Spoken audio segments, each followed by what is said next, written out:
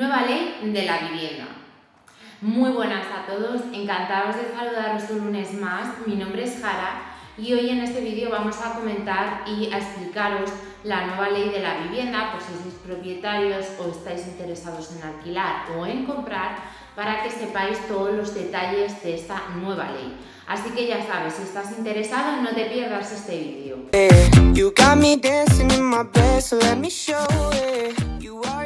El Senado ya ha aprobado esta nueva ley el 25 de mayo y se aprobó antes en el Congreso el 27 de marzo.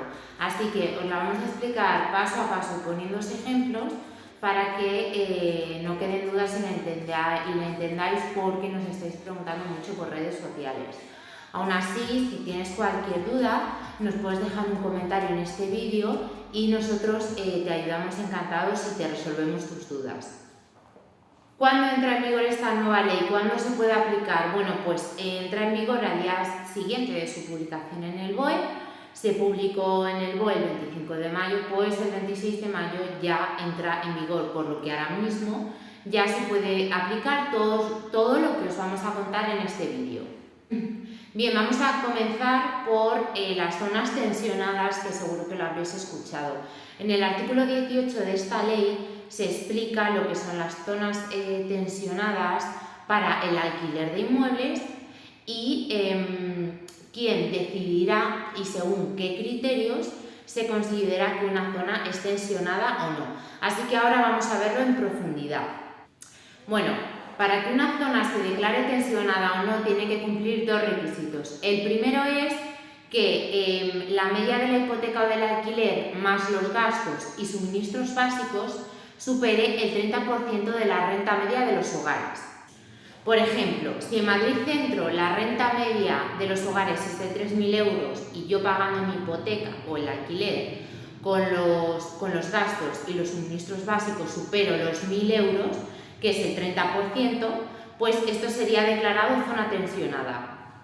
El otro supuesto para declararlo como zona tensionada es que la hipoteca o el alquiler haya aumentado 3 puntos por encima del IPC de los 5 años anteriores a la declaración de la zona tensionada. Un ejemplo de este supuesto es que si en enero de 2020 la vivienda cuesta 300.000 euros y en enero de 2023 el IPC está en un 12,9% y se sube a un 15,9%, la vivienda costaría 347.000 euros, entonces esto sería declarado zona tensionada.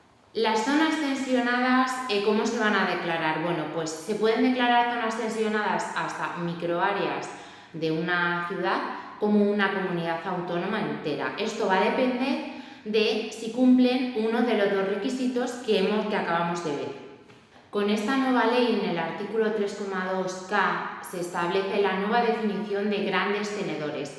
¿Qué es un gran tenedor? Tenemos dos opciones, grandes tenedores y los pequeños tenedores. Los grandes tenedores son los que tengan 5 viviendas en propiedad en zonas tensionadas o 10 en zonas no tensionadas.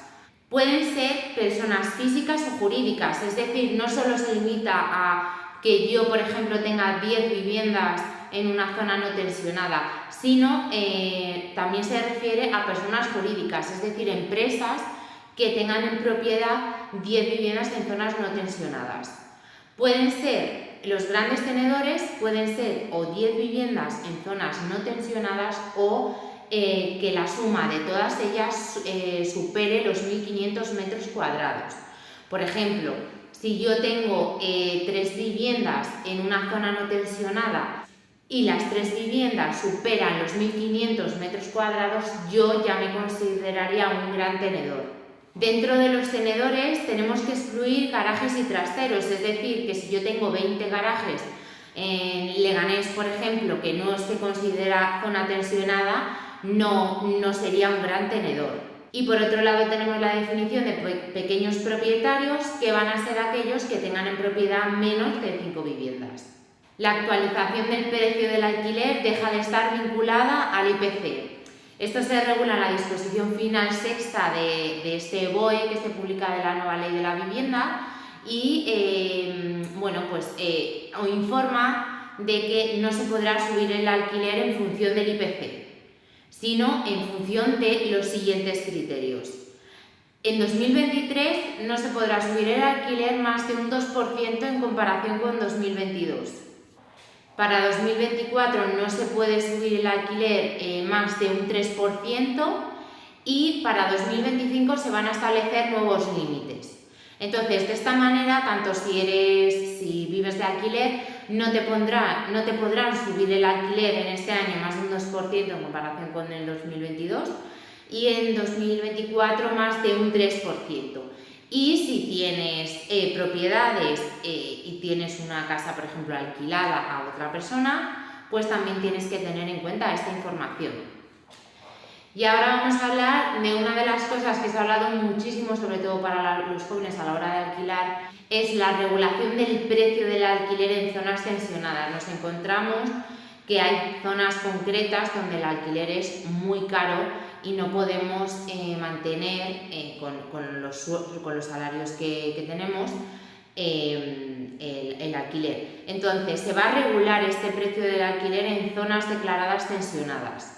¿Cómo se va a hacer la regulación de estos alquileres? Bueno, todavía para los grandes tenedores no está muy claro cómo lo van a hacer, pero para el pequeño tenedor, por ejemplo, si yo soy propietaria de 2 viviendas y las 2 las quiero alquilar, podría aumentar el precio en función de los índices que hemos dicho anteriormente. Es decir, que si yo tengo una persona que vive en una vivienda mía y paga 1.000 euros al mes, yo en 2023 le puedo aumentar un 2% con respecto al 2022 y en el 2024 le puedo aumentar un 3%. Eso siempre y cuando yo sea pequeña tenedora o pequeño propietario. Si para los grandes tenedores todavía está aún por regular a ver cómo van a hacer esto. Ahora con esta nueva ley, el casero, si yo tengo una vivienda en propiedad y la quiero alquilar, yo tendría que pagar los gastos de la inmobiliaria y del arrendamiento. Anterior a esta ley, eso no era así. Pero a partir de ahora, si vives de alquiler o estás planteándote vivir de alquiler, que sepas que el propietario de la vivienda es el que se tiene que hacer cargo de todos los gastos de la inmobiliaria y de los gastos del arrendamiento. Además, se prohíbe aumentar el alquiler con gastos extra. Ahora vamos a comentar las nuevas medidas de protección a los desahucios, que esto se ha comentado mucho por todo el tema de los ocupas. Entonces, la primera medida es que se pone fin a la fecha del desahucio ilimitado, es decir, el desahucio debe tener una fecha concreta, no se debe alargar más en el tiempo. Se incluyen nuevas prórrogas, que se ampliará el plazo de desahucio a más de 2 años, que esto pues para los propietarios es algo un poco peliagudo, pero siempre es bueno estar informado de lo que dice la nueva ley. Se proporciona el acceso obligatorio a soluciones extrajudiciales para personas vulnerables. Las comunidades autónomas podrán disponer de mecanismos de mediación para casos de desahucios. También se propone utilizar los fondos estatales de fondos de la vivienda para ofrecer alternativas a aquellas personas vulnerables. La siguiente propuesta de la Ley de la Vivienda son los beneficios fiscales para propietarios, que esto se aplicará a partir del 1 de enero de 2024.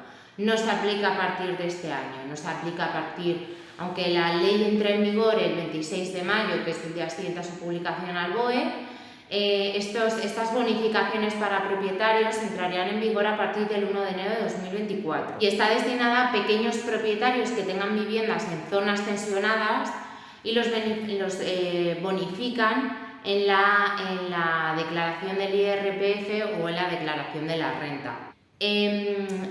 Entonces, como hemos dicho, esta bonificación es para personas que tengan propiedades en zonas tensionadas. Una bonificación del 50% para aquellas personas que alquilen la vivienda que tienen en zonas tensionadas, un 60% de bonificación cuando la vivienda haya tenido actuación de rehabilitación, un 70% si se alquila por primera vez a jóvenes entre 18 y 35 años, y un 70% también si el alquiler se destina a vivienda social. Y una bonificación del 90% si se reduce la renta del precio del alquiler un 5% en comparación con el año anterior. El siguiente punto es el recargo del IBI, de viviendas vacías. ¿Qué quiere decir esto? Que si yo soy propietario y tengo 4 viviendas vacías en el mismo municipio, están vacías, están sin alquilar, no estoy haciendo nada con ellas, el ayuntamiento tiene el derecho a subirme el IBI un 15% de cada vivienda.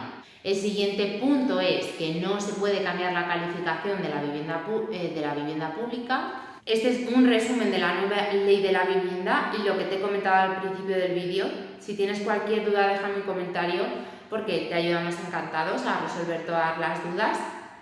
Si has llegado hasta aquí, puedes regalarnos un like porque nos ayudas a que más personas conozcan esta nueva ley, o puedes incluso compartirlas con personas que estén buscando vivienda para alquilar o que sean propietarios, o a cualquier persona, porque la verdad que esta información nos viene bien tanto si queremos comprar como si queremos vender como si queremos alquilar.